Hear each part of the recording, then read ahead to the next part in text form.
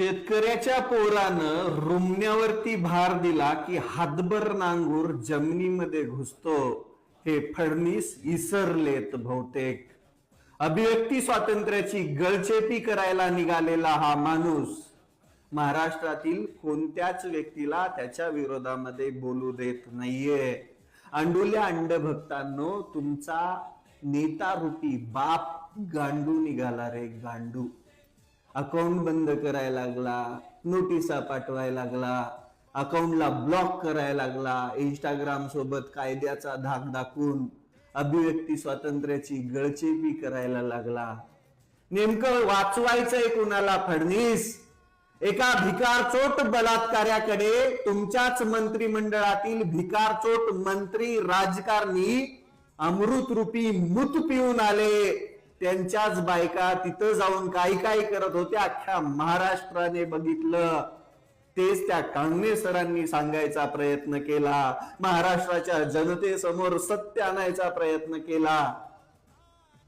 का तुमचं काहीतरी गुंतलंय का त्याच्यामध्ये? की तुम्ही बी टांगड्या दिल्यात त्या भिकारचोट बलात्कार्याकडे? अरे, बलात्कार्याला शिक्षा द्यायची सोडून तुम्ही जे प्रश्न विचारतायत ते जनतेसाठी लढतायत, जनतेला सत्य दाखवतायत, त्यांचं तोंड दाबायला निघालात का? आणि याने काय होणार आहे? आम्ही सोशल मीडियावरती बोलतोय तरी तुम्हाला एवढी आग लागलीये. विचार करा, ही शेतकऱ्याची पोरं जेव्हा रस्त्यावरती उतरतील त्यावेळेस तुम्ही ढुंगणाला पाय लावून पळून जाताल. त्यामुळं अजून पण सुधरा.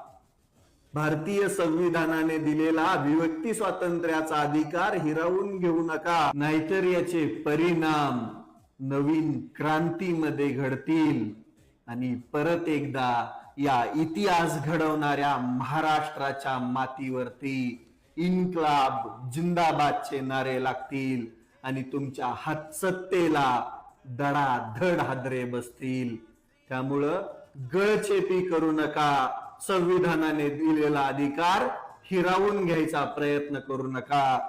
आम्ही रस्त्यावर उतरलो तर इतिहास घडवूनच माघार घेऊ.